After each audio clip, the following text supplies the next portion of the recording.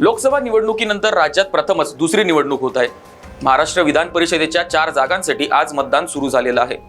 या 4 जागांमध्ये 2 शिक्षक तर 2 पदवीधर मतदारसंघ आहेत। मुंबई कोकण पदवीधर मतदारसंघ आणि नाशिक मुंबई शिक्षक मतदारसंघात ही निवडणूक पार पडत आहे।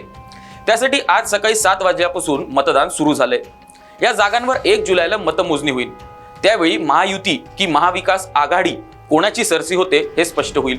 नमस्कार, मी धवल, देशोन्नतीमध्ये आपलं स्वागत। विधानसभेची रंगीत तालीम मानल्या जाणाऱ्या विधान परिषदेच्या मुंबई पदवीधर, कोकण पदवीधर, मुंबई शिक्षक आणि नाशिक विभागीय शिक्षक या 4 जागांच्या निवडणुकीसाठी मतदान होत आहे। राज्यातील सुशिक्षित मतदारांचा कौल कोणाला मिळणार हे या निवडणुकीच्या निमित्ताने समजणार आहे। विधान परिषदेच्या कोकण विभाग पदवीधर मतदारसंघासाठी मतदान सुरू झाले। कोकण विभाग पदवीधर मतदारसंघात एकूण 2,23,225 मतदार आहे। कोकण पदवीधर मतदारसंघात 13 उमेदवार असले तरी महायुती विरुद्ध महाविकास आघाडी अशी थेट लढत होणार आहे। निरंजन डावखरे सलग तिसऱ्यांदा ही निवडणूक लढवत आहे। डावखरे यांच्यासमोर काँग्रेसचे रमेश कीर हे उमेदवार रिंगणात आहे। त्यामुळे डावखरे हॅट्रिक साधतात का याबद्दल उत्सुकता आहे। तिकडे नाशिकमध्ये देखील मतदान सकाळपासून सुरू झाले। 63 केंद्र आणि 90 बूथवर हे मतदान होते। 69,000 शिक्षक मतदार आपला आमदार ठरवणार आहेत। नाशिक शिक्षक मतदारसंघामध्ये महाविकास आघाडीकडून शिवसेना उद्धव ठाकरे पक्षाचे संदीप गुळवे हे निवडणुकीच्या रिंगणात आहेत, तर शिवसेना शिंदे गटाकडून किशोर दराडे यांना उमेदवारी देण्यात आली आहे।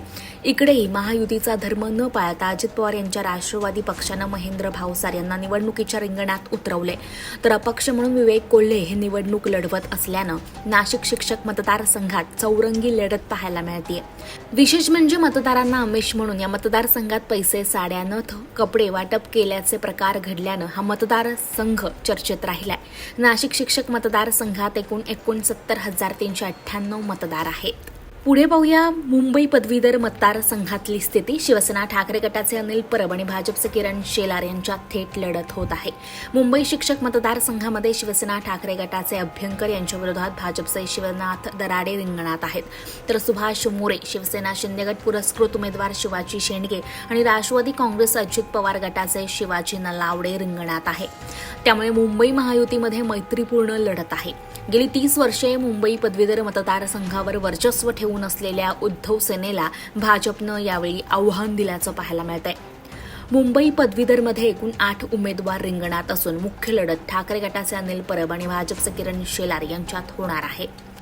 मतदारसंघात 12,000 पदवीधरांची नावे समाविष्ट करण्यात आली नाही या अनिल परब यांच्या आरोपामुळे ही निवडणूक वादाच्या भोवऱ्यात सापडली आहे। मुंबईतील 1,20,373 मतदार अनिल परब आणि किरण शेलार यांचं भवितव्य निश्चित करणार आहेत।